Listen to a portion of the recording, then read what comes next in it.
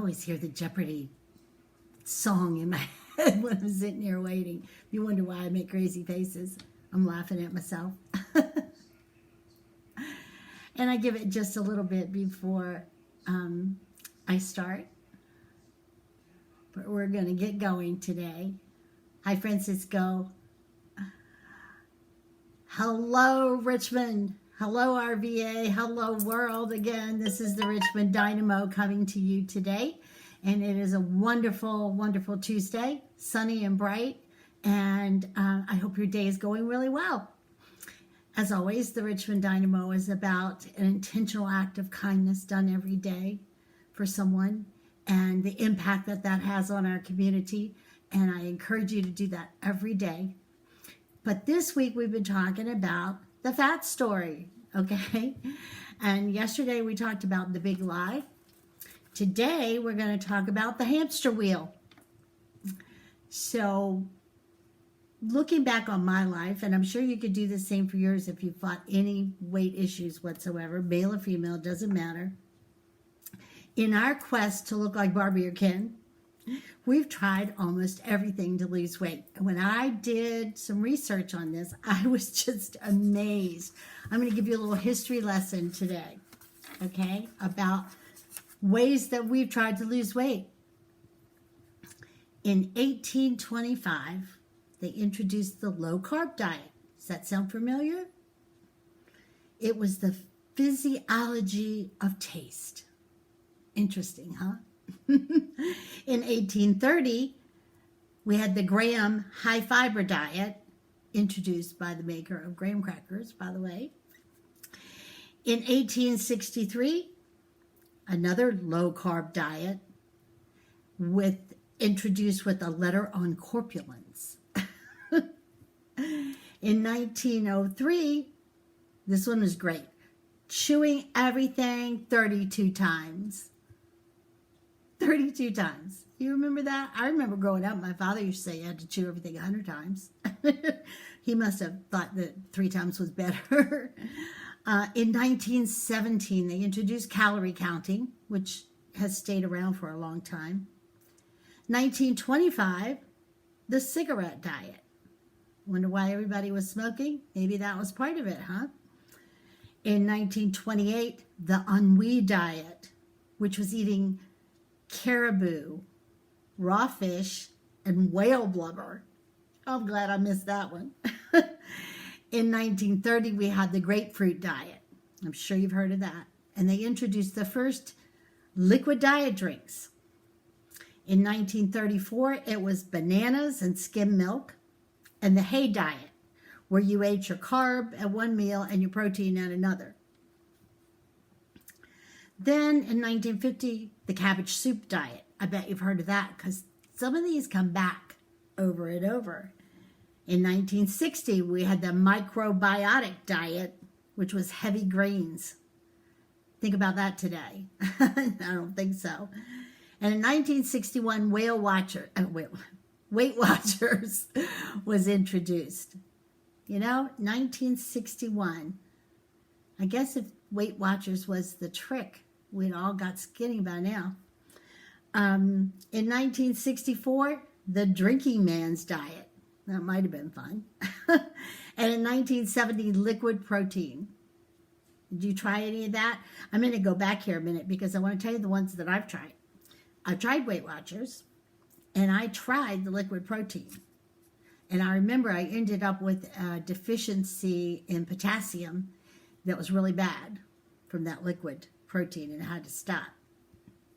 And then in 1975, the cookie diet. I missed that one totally. And in 1976, I didn't know about this one, but I would never have done it. What about you? Sleeping Beauty diet. That's where they sedated you for days so you didn't eat. That's crazy. And that was 1976. In 1981, the Beverly Hills diet, which was kind of just like the grapefruit diet, reemergence again.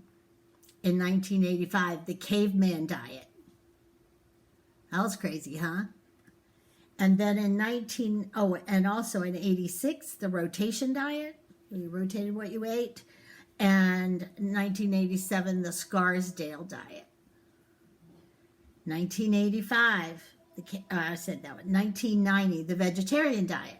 I don't think that was so new, but evidently became a big thing, along with the Mediterranean diet, which we still talk about today.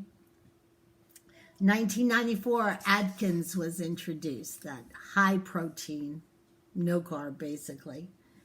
And 1995 was the Zone diet, and I might have tried some of that. And Sugar Busters. Remember Sugar Busters? 1996 was Eat Right for Your Type. And that was based on, you ate foods based on your blood type. I have a friend who still looks at that and says, yeah, this is the way to go. In 2000, the raw foods diet. Everything was raw.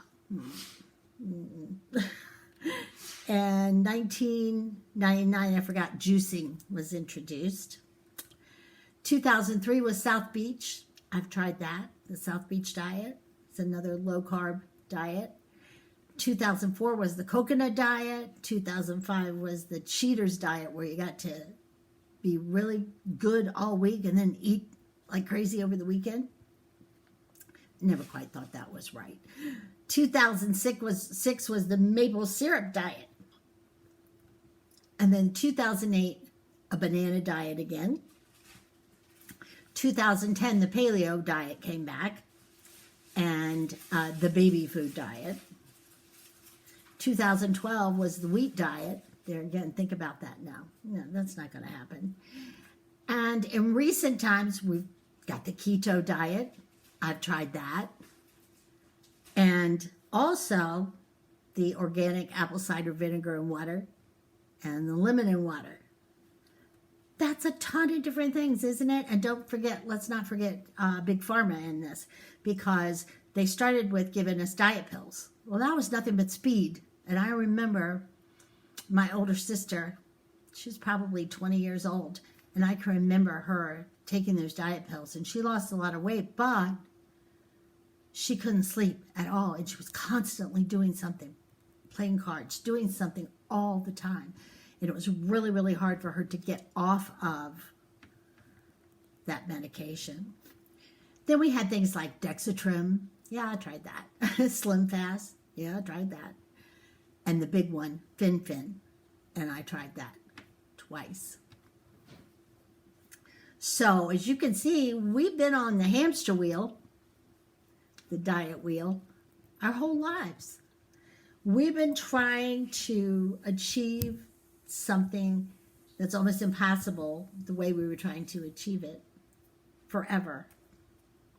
We've lost the same 10, 20, 30, 50 pounds over and over and over again.